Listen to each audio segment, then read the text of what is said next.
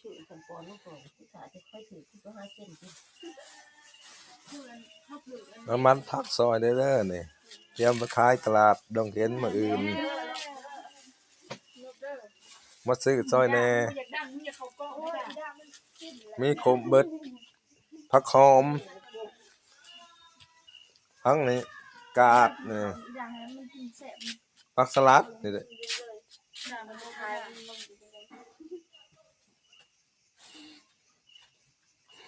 ทุกมันอันนี้ก็นั่งคักเอาสาดนัวปู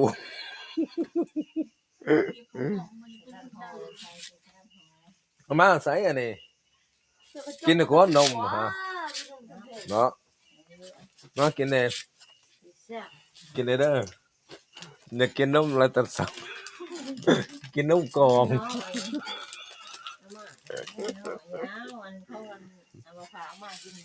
เนาะอีหลีกินข้าวเดียวก็เบิดนั่นนี่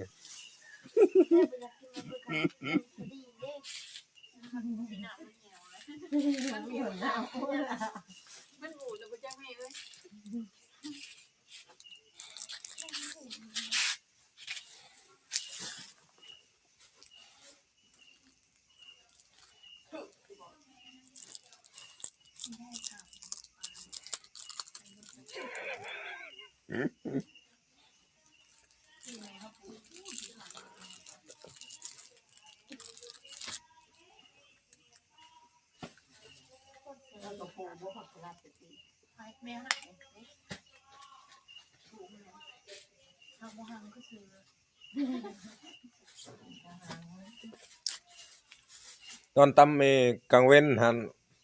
ยอดคนดูไลน์อะไรได้อัดคลิป Facebook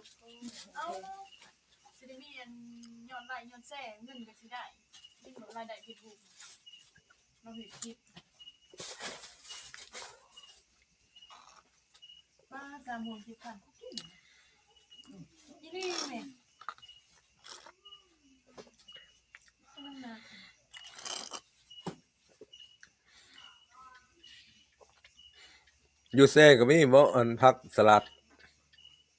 มักแตงเป็นแล้ว